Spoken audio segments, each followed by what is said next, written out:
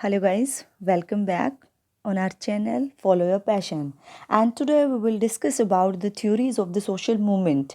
And before going to the theories, let's discuss about the social movement. What do you mean by social movement? When we are talking about the social word is related to our society, related to the people, related to the common public so जब किसी भी society में large number of changes की requirement होती है या changes लाए जाते हैं उसके लिए एफर्ट लगाए जाते हैं कोई भी कलेक्टिवली एक्ट किया जाता है that is known as the social movement society में किसी भी चेंज को प्रमोट करने के लिए और किसी भी चेंज को रोकने के लिए सपोज़ आपको ये वाला चेंज पसंद नहीं आया पॉलिटिकल पार्टीज़ ने कोई रूल बनाया नया जो कि आप लोगों को पसंद नहीं आया है मीन्स हमारी पब्लिक को पसंद नहीं आया उसके अगेंस्ट कोई भी मूवमेंट चलाते हैं ठीक है एनवायरनमेंट को सेव रखने के लिए कोई भी मूवमेंट चलाते हैं तो सोशली जब ग्रुप ऑफ पीपल कलेक्टिवली या किसी इंडिविजुअल बेसिस पे क्या किया जाता है कोई भी मूवमेंट की जाती है तो उसे क्या कहा जाता है सोशल मूवमेंट कहा जाता है सोशल मूवमेंट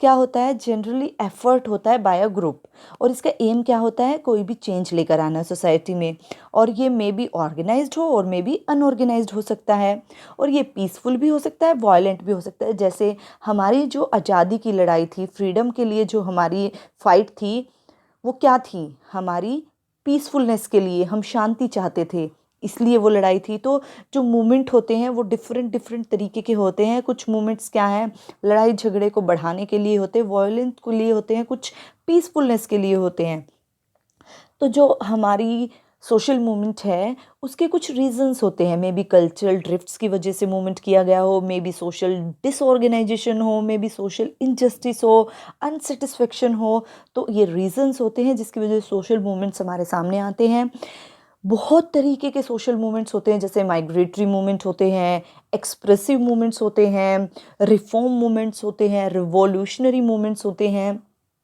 जैसे हमारा जो रशिया और चाइना का था रिवॉल्यूशनरी मूवमेंट ठीक है तो डिफरेंट डिफरेंट टाइप के मूवमेंट्स होते हैं और जो टारगेट होता है वो दो तरीके का होता है तो ग्रुप फोकस्ड होता है या इंडिविजुअल फोकस्ड होता है इंडिविजुअल फोकस जो कि यानी कि अफेक्ट करे किसी इंडिविजुअल को और ग्रुप फोकस जो कि अफेक्ट करे पूरे ग्रुप को पूरी सोसाइटी को जनरल बेसिस पे ठीक है तो ये हमारा होता है सोशल मूवमेंट अब when we are talking about the theories of the social movement, the first and most important theory is relative deprivation theory, 1960s. इस थ्योरी के अकॉर्डिंग जो सजेस्ट किया जाता है वो क्या सजेशन है कि जितनी भी डेप्रीवेशन का मीनिंग समझिए पहले डेप्रीवेशन का मतलब क्या होता है लूजिंग समथिंग यानी कि किसी भी चीज़ की कमी होना that is known as deprivation तो जब आपको डेप्रीवेशन का मीनिंग समझ आ गया है तो डेप्रीवेशन थ्योरी का क्या मतलब है जब कोई भी इंसान क्या सोचता है कि मैं किसी भी एरिया में डिप्राइव्ड हूँ इस एरिया में मुझे क्या है जैसे related to money maybe related to rights maybe political voice maybe status वो किसी से भी रिलेटेड हो सकता है मॉनेटरी भी हो सकता है नॉन मॉनेटरी भी हो सकता है अब देखिए इसको बहुत अच्छे तरीके से हम समझते हैं इसके टू एस्पेक्ट्स हैं social equality and legal equality may be society में जो है इनइक्वालिटी हुई हो किसी के साथ तो वो क्या समझता है कि यहाँ पर क्या है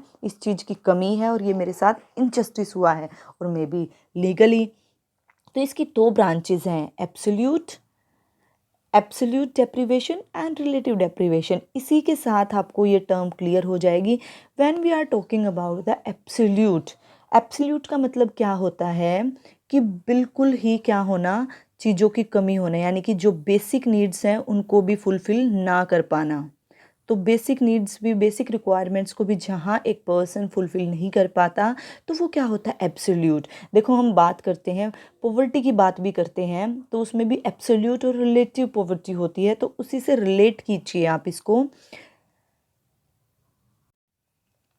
एब्सोल्यूट जो डेप्रीवेशन है वो डिस्क्राइब करता है एक ऐसी कंडीशन जहाँ पर हाउस होल्ड की जो इनकम है वो बहुत ही कम है उसका लेवल बहुत ही यानी कि एक इंसान की इनकम इतनी है कि वो अपनी जो नॉर्मल बेसिक जो रिक्वायरमेंट्स होती हैं, नेसेसिटीज़ होती हैं लाइक फूड, शेल्टर, उनको भी फुलफ़िल नहीं कर पा रहा है। ठीक है। और जब हम बात करते हैं रिलेटिव डेप्रिवेशन की, तो रिलेटिव डेप्रिवेशन क्या डिस्क्राइब करता है कि किससे कम। सपोज़ एक एग्ज़ाम्पल लेते हैं, अब मेरे पास मेरी इनकम इतनी है कि मैं अपनी बेसिक रिक्वायरमेंट्स को फुलफ़िल कर सकती हूँ। ठीक है। मैंने अपनी इनकम में से सेविंग करके क्या किया, एक स्कूटी खरीदी। ठीक है। एक स्कूटी खरीदी मैंने, ध्यान से समझिएगा एग्जाम्पल को। अब मैंने सेव भी कर लिया, मैंने बेसिक रिक्वायरमेंट्स को भी कंप्लीट कर लिया और मैंने स्कूटी भी ले ली, तो मुझे ये तो नहीं कह सकते कि पुअर पर्सन है। तो एब्सोल्यूट डेप्रिवेशन नहीं है यहाँ पर, जब मैंने अपने पैसों से क्या किया है, सेविंग से स्कूटी खरीद लिया है। बट जब हम बात करते हैं कि मेरी फ्रेंड ने अपनी सेविंग से कार खरीद ली, आर यू गेटिंग मी? तो ये क्या है, रिलेटिव डेप्रिवेशन है। उसके कंपैरिजन में, उसके जब हम उसको रिलेट कर रहे हैं, मैं अपनी फ्रेंड के साथ रिलेट कर रही हूँ, तो उसकी इनकम मेरे से इतनी ज़्यादा है कि उसने अपनी सेविंग से कार खरीदी है और मैं सिर्फ क्या खरीद पाई हूँ, स्कूटी खरीद पाई हूँ। तो ये क्या होता है, रिलेटिव डेप्रिवेशन होता है। तो ये मेन डिफरेंस होता है। एब्सोल्यूट क्या आ जाता है, जहाँ पर एक पर्सन अपनी बेसिक रिक्वायरमेंट को भी पूरा नहीं कर पाता है। रिलेटिव डेप्रिवेशन में क्या है कि वो अपनी बेसिक रिक्वायरमेंट को तो पूरा कर पाता है, बट कंपैरेटिवली क्या होता है, लिमिटेशंस होती हैं उसकी इनकम पर, और वो किसी के रिलेशन में, किसी के कंपैरिजन में उससे कम होता है। ठीक है। तो मेनली क्या होता है यहाँ पर, हम पोवर्टी को इतना ज़्यादा नहीं कह सकते कि वो पर्सन पुअर है, लेकिन रिलेटिवली वो पुअर है। ठीक है। वो लिमिटेड है, उसकी एबिलिटी लिमिटेड है कि वो जो सोसाइटी की जितनी भी रिक्वायरमेंट्स है उनको फुलफ़िल नहीं कर पा रहा है, यानी कि अपने स्टेटस को, जो स्टेटस है उसको मेंटेन नहीं कर पा रहा है अकॉर्डिंग टू द सोसाइटी। वो क्या कर पा रहा है, अपनी जो रिक्वायरमेंट है उनको पूरा नहीं कर पा रहा है। उस कंडीशन में क्या कहा जाता है कि वो पर्सन क्या है, रिलेटिव डेप्रिवेशन से सफर्ड है। ठीक है। तो ये होता है हमारा एब्सोल्यूट डेप्रिवेशन और रिलेटिव। दोबारा से क्लियर कीजिए, एब्सोल्यूट जो पुअर होता है, जो अपनी बेसिक रिक्वायरमेंट को पूरा नहीं कर पाता है, लेकिन रिलेटिव जो सोसाइटी के रिलेशन में, सोसाइटी के कंपैरिजन में जो स्टेटस है, उस स्टेटस के अकॉर्डिंग अपनी रिक्वायरमेंट को पूरा नहीं कर पाता है। ठीक है। उस सर्वाइवल नहीं कर पाता है उस तरीके से जिस तरीके से सोसाइटी में करना चाहिए उसको, अपनी सोसाइटी के अकॉर्डिंग, तो वो होता है रिलेटिव डेप्रिवेशन। तो कौन सा डेप्रिवेशन बेकार है, एब्सोल्यूट डेप्रिवेशन में लोगों को बहुत ज़्यादा क्या करना पड़ता है, स्ट्रगल करना पड़ता है। उसके बाद नेक्स्ट है हमारा, इस थ्योरी में क्या बात की गई है, इनइक्वालिटी की, इनकंसिस्टेंसी, इम्बैलेंस। ये मोमेंट कब चलाया जाता है, जब क्या होता है, इनकंसिस्टेंसी होती है या इनइक्वालिटी होती है या किसी चीज़ में इम्बैलेंस होता है, तो मूवमेंट चलाया जाता है। इसमें मेनली 3 वर्ड्स के बारे में बात की गई है। ठीक है। यानी कि जब लोगों में मतभेद हो जाए, जब अप्रतिमानता आ जाए, जब संघर्ष की सिचुएशन आ जाए, ठीक है, कन्फ्लिक्ट शुरू हो जाए सोसाइटी में, तब ये मूवमेंट शुरू होता है। एग्जाम्पल है इसका social movement like the civil right movement. आपको पता है ये क्या था, सिविल राइट मूवमेंट? जो रिलेटिव हमारा डेप्रिवेशन है, वो क्या बताता है, ये कोज होता है जो यूएस में सिविल राइट मूवमेंट हुआ था 1960s में। ये किस चीज़ के लिए हुआ था, the struggle of blacks to gain social and legal equality with whites. जो ब्लैक लोगों ने, यानी कि जो काले लोग थे, उनके साथ भेदभाव होता था, उन्होंने क्या किया था, जो ब्लैक थे उन्होंने अगेंस्ट टू द वाइट, जो गोरे लोग थे, उनके खिलाफ ये मूवमेंट चलाया था, सिविल राइट मूवमेंट। और इसमें वो क्या चाहते थे, यहाँ पर यूएस में बहुत सारा डिस्क्रिमिनेशन किया जाता था, काले लोगों के साथ भेदभाव किया जाता था, तो अपनी सोशल और लीगल इक्वालिटी को गेन करने के लिए मूवमेंट चलाया गया था। तो ये इसका एग्जाम्पल है हमारा रिलेटिव डिप्रिवेशन थ्योरी का। क्योंकि अब रिलेटिवली, यानी कि जो वाइट को मिल रहा था वो ब्लैक्स को नहीं मिल रहा था, तो ये क्या हो गया, रिलेटिव्स। तो ये हमारी क्या हुई, रिलेटिव डेप्रिवेशन थ्योरी। होप इस एग्जाम्पल से आपको ये क्लियर है। Next is resource mobilization theory.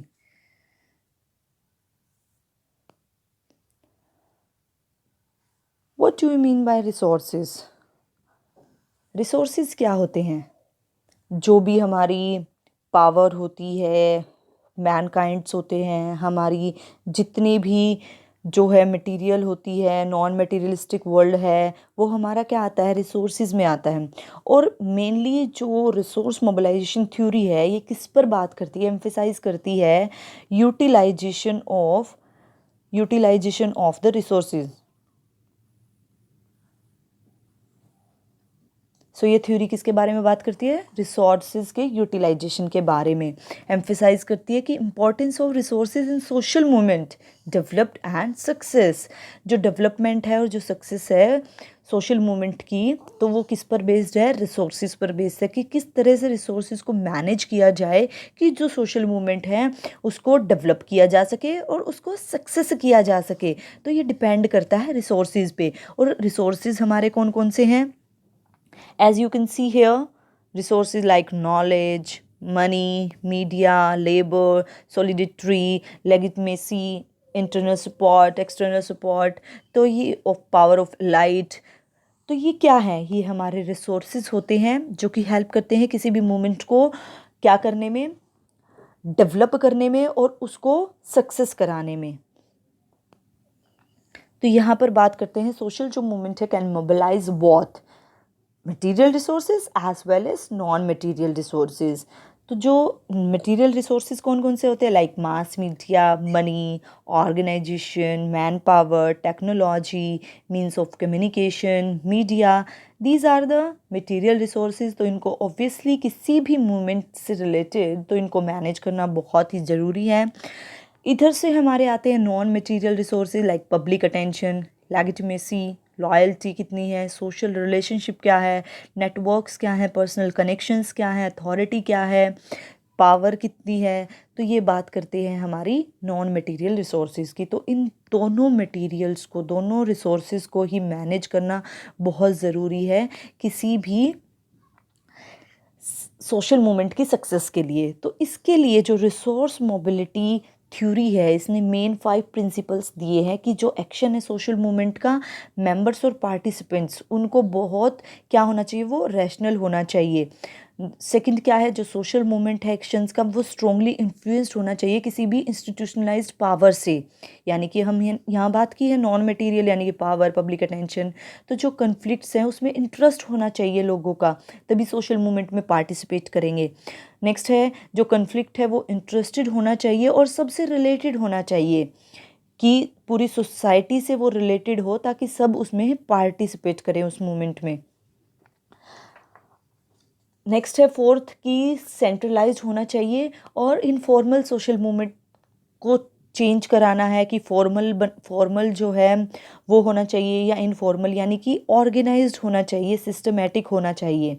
उसके बाद है जो सोशल मूवमेंट है वो हैविली इन्फ्लुएंस्ड होना चाहिए by the group strategy and the political climate. तो ये 5 मेन प्रिंसिपल्स हैं। और सोशल जो मूवमेंट है mobilize can be both material, non material, जो आप लोग देख चुके हैं जो मटेरियल है, और नॉन मटेरियल जो है रिसोर्सेज हैं उनको यूटिलाइज़ करना, ऑर्गेनाइज्ड करना प्रॉपर तरीके से।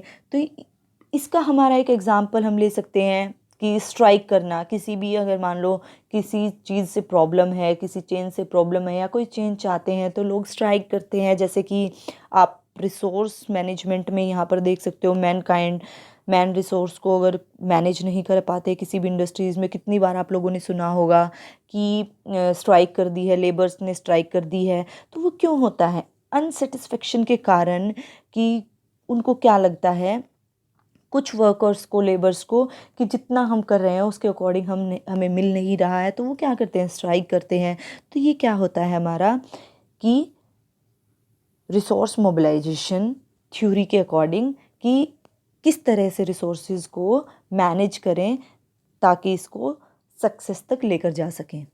नेक्स्ट है हमारा बहुत ही easy and simple, that is known as political process theory. और इसके अकॉर्डिंग आप सबको पता है क्या है कि पॉलिटिकल जो प्रोसेस होता है उसमें किस तरह से चेंजेस आते हैं, आप सबको पता है। हर बार इलेक्शन होते हैं, सबकी अपनी अपनी रूल्स होते हैं, सब अपनी अपनी क्या बताते हैं कि हम ये करेंगे आपके लिए, हम ये करेंगे। तो सबका अपना एक पॉइंट ऑफ व्यू होता है पब्लिक को देखने का, टैकल करने का, उनके आइडियाज़ अलग होते हैं। तो जो डेप्रीवेशन के आइडिया होते हैं, ग्रीवेंसीज होती हैं, इनजस्टिस मूवमेंट होते हैं, वो सब किसके अंडर होते हैं? पॉलिटिकल प्रोसेस थ्योरी के अंडर होते हैं। जैसे इसका बेस्ट एग्जांपल है जाट आरक्षण। अब ओबीसीज हैं, एससीज हैं, एसटीज हैं, सबको क्या मिला है? एजुकेशन में सबको कुछ ना कुछ रिजर्वेशन मिली है, कुछ परसेंट की छूट मिली हुई है। तो जो जनरल कैटेगरी में आने वाले जो जाट हैं, उन्होंने क्या कर दिया था? आरक्षण किया कि हमें क्या चाहिए। उन्होंने मूवमेंट चलाया कि हमें भी क्या चाहिए? आरक्षण चाहिए, हमें भी रिजर्वेशन चाहिए है। That is the best example of the political process theory. तो इसके अकॉर्डिंग क्या है कि रिसोर्स मोबिलाइजेशन थ्योरी भी, जो रिसेप्टिविटी और जितनी भी मूवमेंट ऑर्गेनाइजेशन है, वो सब पॉलिटिकल प्रोसेस थ्योरी में इंक्लूड की जाती हैं। और यहाँ पर मेनली जो कॉम्बिनेशन होता है वो क्या होता है? अपॉर्चुनिटीज़ की बात की जाती है, जैसे कि पॉलिटिकल जो प्लूरलिज्म आ जाता है, डिक्लाइन होता है इफ़ेक्टिवनेस में, रिप्रेशन। खुद जो पॉलिटिकल पार्टी के नेता होते हैं वो अच्छे से काम नहीं कर पाते हैं, इफ़ेक्टिवनेस से नहीं काम कर पाते हैं, कुछ अपनी पावर की वजह से, कुछ आपसी झगड़ों की वजह से। जो पॉलिटिकल पार्टीज़ हैं वो खुद आपस में ही झगड़ों में लगी रहती हैं, वो जनता के लिए कुछ कर नहीं पाती हैं, सपोर्ट नहीं दे पाती हैं अच्छे से। तो इस चक्कर में क्या होता है, जो मूवमेंट चलाए जाते हैं, और ये थ्योरी उन्हीं को एक्सप्लेन करती है। नेक्स्ट है हमारा न्यू सोशल मूवमेंट थ्योरीज। इसके बारे में हम क्या है कि न्यू, जो कि करंटली क्या आया है? करंटली आया है NSMT भी कहा जाता है इसको शॉर्ट फॉर्म में। और जो न्यू सोशल मूवमेंट थ्योरीज हैं, इसके में कौन कौन इंक्लूड होते हैं? बहुत सारे educated, skilled, white collar, all the working in the service industries. तो ये सब लोग इसमें इंक्लूड होते हैं। और ये क्या होती है? Mainly related to the latest problem. कोई भी लेटेस्ट प्रॉब्लम है उससे रिलेटेड होती है। लाइफ वर्क इश्यूज़, मेनली ये बहुत अच्छा फीचर है इसका।